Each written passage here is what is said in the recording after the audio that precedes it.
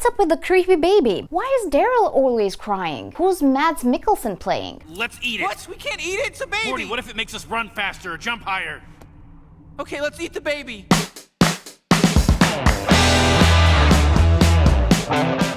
Hey there, and welcome back to Need to Know. Like always, if you like this video, make sure you give it a thumbs up. Now, this game has been on my mind since last Friday, and I couldn't wait to just get it out of my system with you guys. If you've been connected to the internet and not stranded who knows where, you must know what I'm talking about. Hideo Kojima's Death Stranding.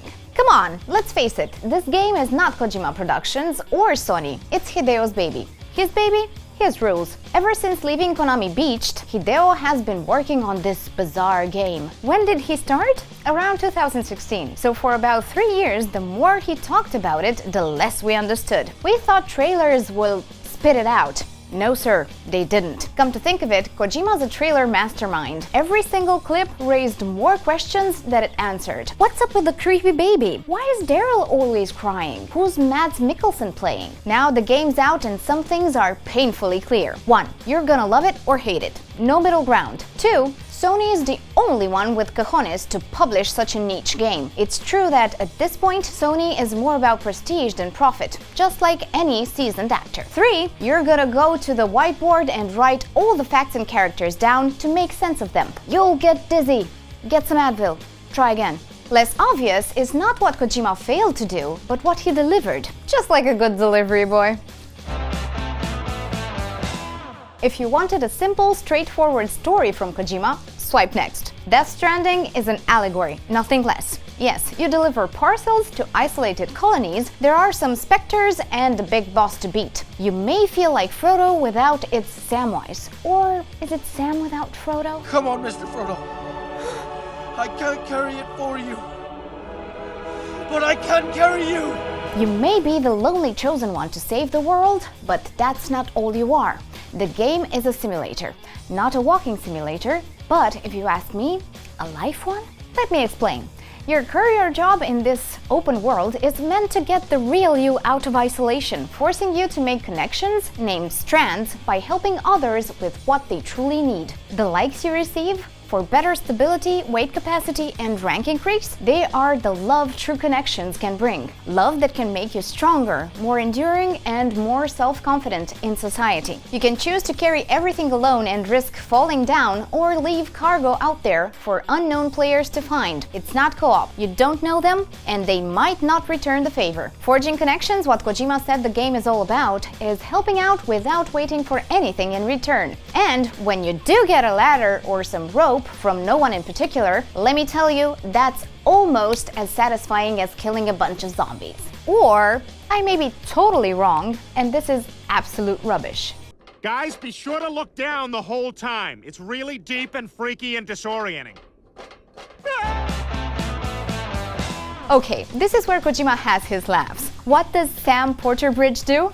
Bridge the gap between colonies. BT are beached things. They literally come from the beach. Seriously. Oh, and mules are rogue couriers. No, they don't smuggle in drugs or booze. They just super obsessed with parcels. I mean, FedEx is nothing compared to them. The absurd name gala continues with Timefall. Literally a rain that ages and deteriorates cargo or armor. In other words, the passing of the time that will make us all wrinkly and old. Colonies are called knots, Deadman and Die Hard Man are serious characters, and Fragile is not a stamp on a parcel, but a lady. Pretty French lady played by Léa Seydoux. The slow pace will drive you nuts, unless you're a Monopoly fan or skilled in explaining Instagram to your grandma.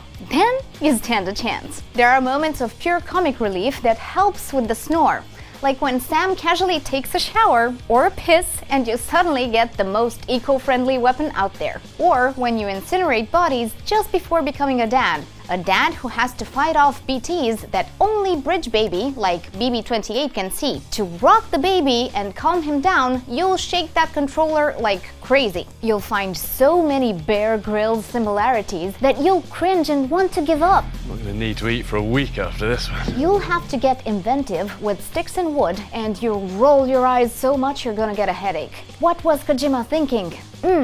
This is life? Kojima brought the most realism in a supernatural story possible. You're not a hero that doesn't get tired, exhausted, and emotional. One that doesn't ever go to the toilet because he doesn't need to. Sam is you. Sometimes boring, sometimes angry, many times too lazy to do anything about it.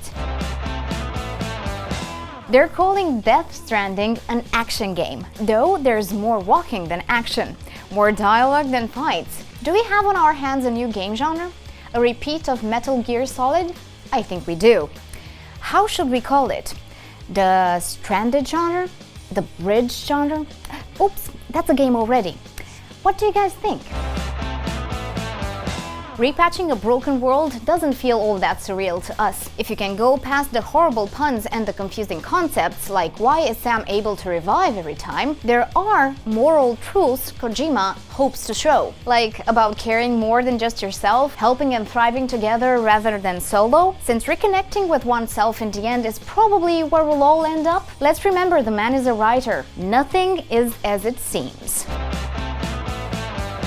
Dividing the game community with a title that's all about connection. Isn't this hilarious? This game, all about connection, all about building something together, has split the gaming community. Critics are in a love-hate relationship with it. Players, although the game is trending in Twitch, could go on and on about the pretentiousness of it. Does Kojima really think he's the gaming world's Tarantino? This is too bizarre. Games are meant to be entertaining, not tales about the meaning of life.